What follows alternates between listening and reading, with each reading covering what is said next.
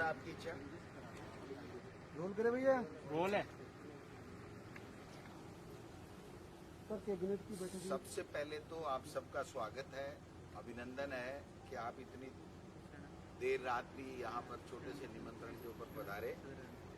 आज कैबिनेट की बैठक थी, मंत्रिपरिषद की बैठक थी। माननीय मुख्यमंत्री अशोक जी गहलोत साहब ने बहुत सारे जनहित के फैसले आज कैबिनेट में किए हैं, लेकिन एक फैसला शिक्षा विभाग से संबंधित है, उसके बारे में मैं अपनी बात रखना चाहूंगा।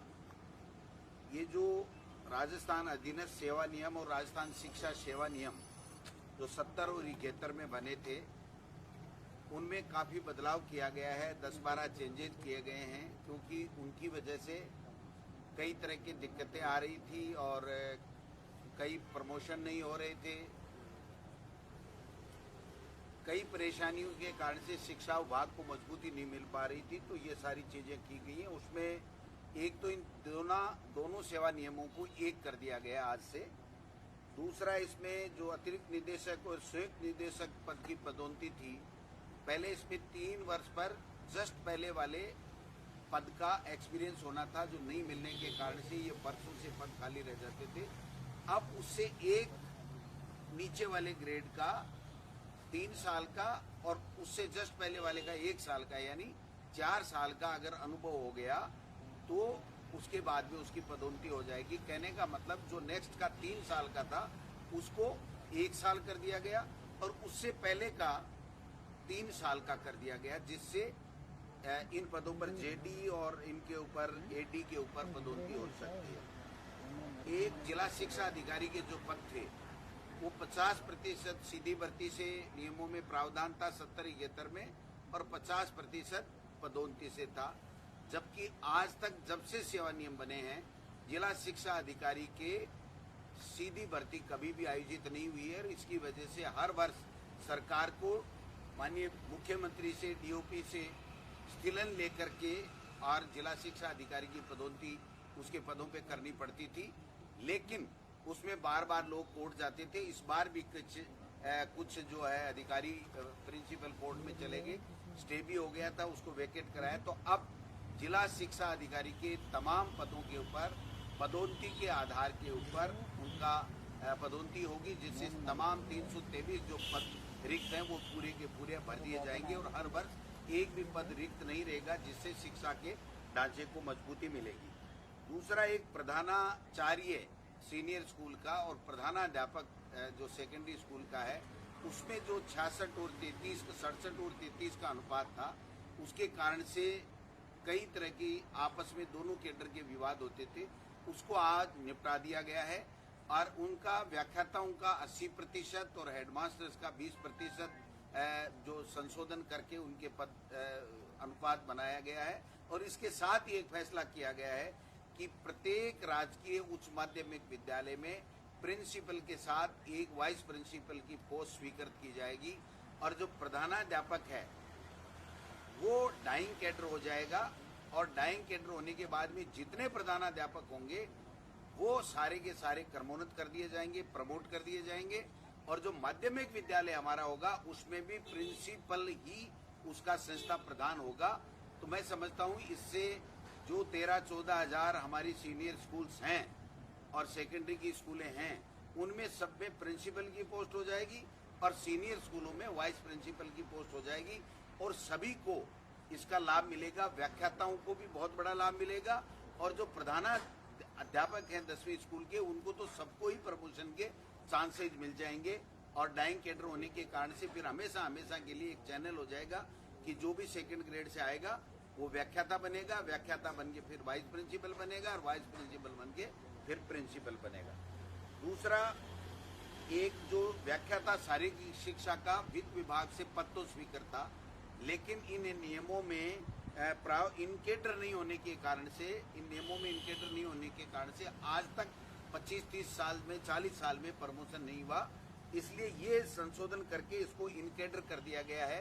तो अब व्याख्याता शारीरिक शिक्षा का भी प्रमोशन, जो सेकंड ग्रेड के लोग हैं उनका व्याख्याता में प्रमोशन हो जाएगा पहली बार 70 साल में।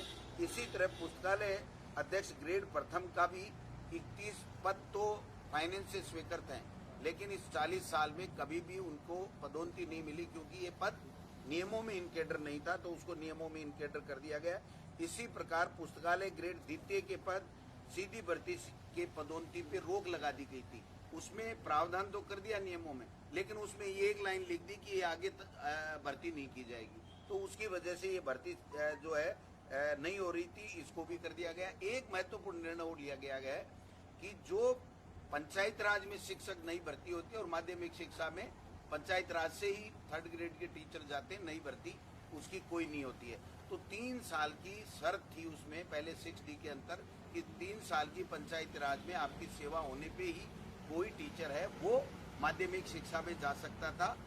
अब पंचायत राज का कार्मिक कभी भी माध्यमिक शिक्षा विभाग में या शिक्षा विभाग में जो शहर में एलिमेंट्री का जो विभाग है, एलिमेंट्री की स्कूल है, उसमें भी जा सकता है। तो जिससे माध्यमिक शिक्षा को 10वीं और 12वीं की स्कूल और शहर के जो तमाम स्कूल हैं जो शिक्षा विभाग के अधीन आती हैं 1 से लेकर के 12 तक के, उनमें टीचर्स बराबर मिलेंगे,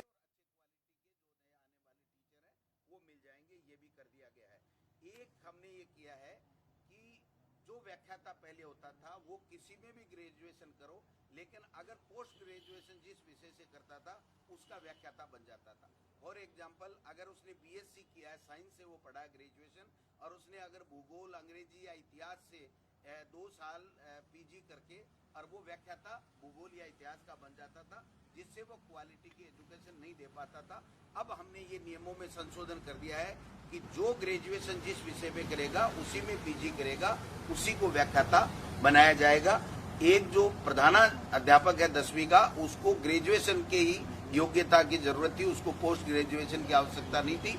अब उसको जोड़ करके पोस्ट ग्रेजुएट कर दिया, क्योंकि वो एक महत्वपूर्ण पद है और अब आगे चल करके वो वाइस प्रिंसिपल बनेगा, प्रिंसिपल बनेगा। तो प्रिंसिपल के लिए तो था पोस्ट ग्रेजुएट और प्रधानाध्यापक के लिए था ग्रेजुएशन, तो उसको भी हमने ठीक कर दिया क्वालिटी एजुकेशन के लिए। एक प्रतियोगी परीक्षाओं से अगर कोई व्यक्ति अपने कैडर में OBC, SC, ST में अगर 1 नंबर भी ले लिया या माइनस मार्किंग भी हो गई या 5 नंबर भी 100 में से ले लिया, तो वो भी व्याख्याता बन जाता था या टीचर बन जाता था। तो इसको हमने ये कर दिया है कि न्यूनतम 40% उसको अंक लाने पड़ेंगे, और अगर सरकार जैसे स्थिलन देती आई है 5% का, वो स्थिलन देगी तो वो स्थिलन इन पे भी लागू होगा। लेकिन जो भी अब टीचर आएगा वो क्वालिटी का टीचर होगा, जिससे क्वालिटी एजुकेशन जो है वो बेहतर हो सकेगी। एक तो ये चीज होगी। अभी जो एक चीज हुई है कि जो इन कैडर डाइंग कैडर जो प्रधानाध्यापक का किया जाएगा और जो वाइस प्रिंसिपल के पद हमारी सीनियर स्कूलों में किए जाएंगे, इससे 13-14 हजार टीचर्स को एक तरीके से नई भर्ती के अवसर मिलेंगे, क्योंकि 10,000 तो आप समझ सकते हैं कि वाइस प्रिंसिपल के पद ही होंगे, तो उन व्याख्याताओं को और हेडमास्टरों को उनको प्रमोशन का लाभ मिलेगा। और जो सेकेंडरी स्कूल है उसमें प्रिंसिपल की पोस्ट हो जाएगी हेडमास्टर के बजाय, तो उसकी क्वालिटी एजुकेशन भी बढ़ेगी और इतने पद भी बढ़ेंगे। तो कहने का तात्पर्य ये है कि ऐसे ऐसे फैसले आज शिक्षा विभाग के नोट के ऊपर माननीय मुख्यमंत्री जी ने, हमारी कैबिनेट ने लिए हैं, जिससे एक मील का पत्थर आज के फैसले साबित होंगे एजुकेशन को आगे बढ़ाने में राजस्थान में और क्वालिटी एजुकेशन में। और नए लोगों को जो हमारे टीचर्स हैं, व्याख्याता हैं, हेडमास्टर हैं, 2nd ग्रेड के हैं, उनको ज्यादा से ज्यादा प्रमोशन के अवसर प्राप्त होंगे। ये इस प्रकार से सभी शिक्षक संगठनों से इसमें हमारे द्वारा बात की गई है और तमाम ये जो फैसले आज हैं वो मुख्यमंत्री जी ने कैबिनेट में पारित किए हैं। इनको बताने के लिए मैंने आपको कष्ट दिया है, आप पधारे, आपका बहुत बहुत धन्यवाद। एक फैसला मैं और बता देता हूं कि माननीय मुख्यमंत्री अशोक गहलोत जी के नेतृत्व में यहाँ पर विधान परिषद के गठन का प्रस्ताव सर्वसम्मति से पारित किया था, लेकिन केंद्र की मोदी सरकार इसको टाले जा रही थी और एक चिट्ठी दोबारा भेजी गई कि आप बताइए कि आप चाहते हैं या नहीं चाहते हैं। तो ये टालने की मंशा से बताया गया है।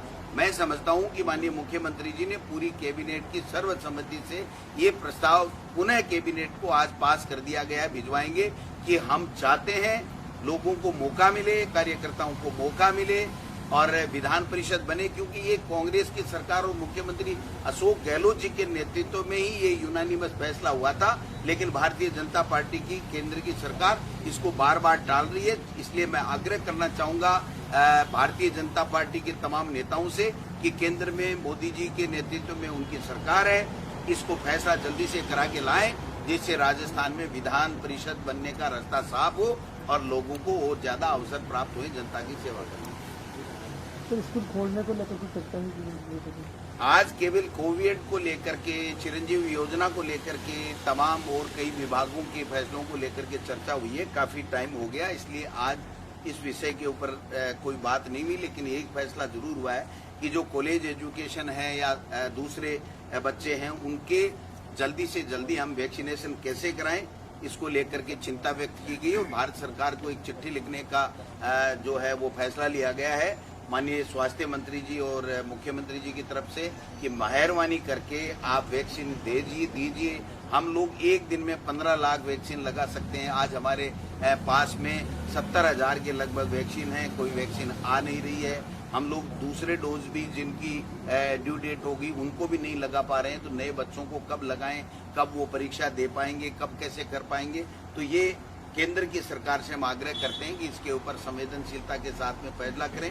वो चाहे मंत्रिमंडल विस्तार करें, किसी की छुट्टी करें, किसी को अंदर करें, वो उनका फैसला है। लेकिन मेहरबानी करके वैक्सीन के ऊपर आप स्वास्थ्य मंत्री जी को हाथ धोना पड़ गया, केंद्र के मंत्री जी को, तो इससे ये साफ जाहिर है कि मोदी जी की केंद्र सरकार जो कोरोना काल में उनको मैनेजमेंट करना चाहिए था, जो इनको व्यवस्थाएं करनी चाहिए थी, उसमें पूरी तरीके से फेल हुई है और उसके कारण से केंद्र के स्वास्थ्य मंत्री का इस्तीफा मोदी जी को लेना पड़ा है। अपनी साख बचाने के लिए किसी की बलि दी है, लेकिन जिम्मेदारी प्रधानमंत्री की है।